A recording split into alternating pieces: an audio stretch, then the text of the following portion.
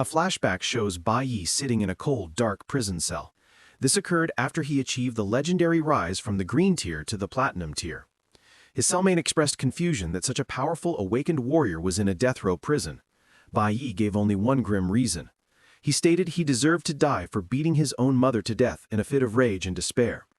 He further explained the authorities sentenced him to death for killing his father in revenge. That violent act was driven by the trauma of his father's actions toward his mother. In the present, Bai Yi fears this history will repeat. Bai Lingxing continues his violent madness. His mother, Ru Yun, rushes to his side with a worried and fearful face. She kneels to check on Bai Yi, using her body to shield him from further attacks. Bai Yi realizes his awakening makes him stronger than a normal person.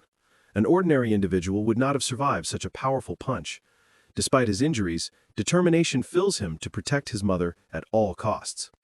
Bai Lingxing directs his furious rant at his wife.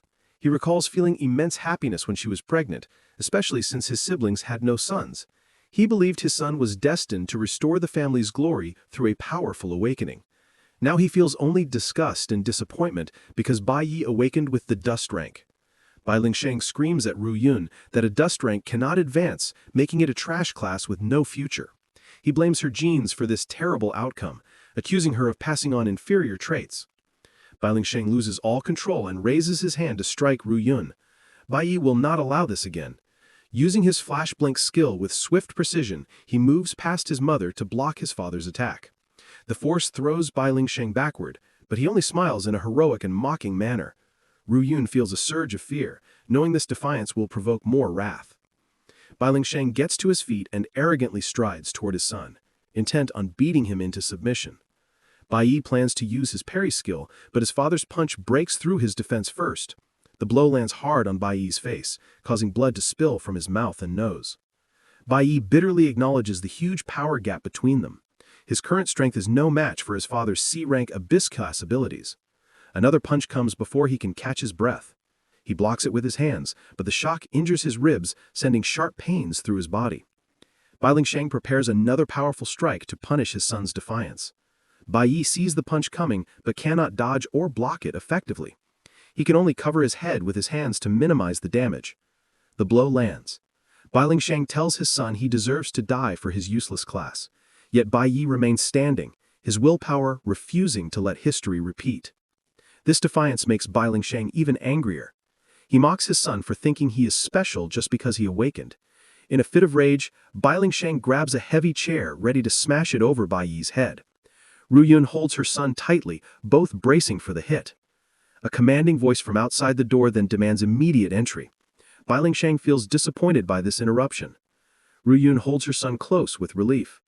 The knock on the door is no surprise to Bai Yi, who secretly arranged this intervention earlier.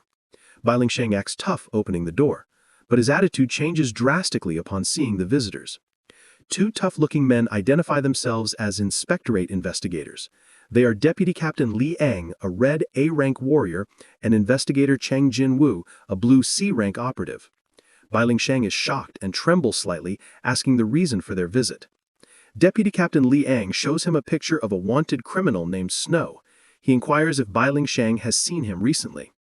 Li Ang explains their office received an anonymous tip that Snow was spotted in this building, prompting a house-to-house search. Bai Lingxing feels relief he is not the reason for their visit. He smiles nervously, telling them he has not seen Snow. He adds that since Snow is a popular figure on TV, he would definitely report any encounter. Then Deputy Captain Liang notices Bai Yi's battered condition and asks Bai Lingxing what happened. Bai Lingxing lies quickly, claiming his son was careless and fell while buying groceries. He taps Liang on the shoulder, telling him not to worry about such trivial matters. Bai Yi cuts in boldly before he can finish. Bai Yi reveals the truth, explaining his father hit him repeatedly, which is why he is bloodied and injured. And that's all for today. If you'd like us to continue this manhwa, leave a comment and please subscribe to the channel to support us. We'll see you in the next video.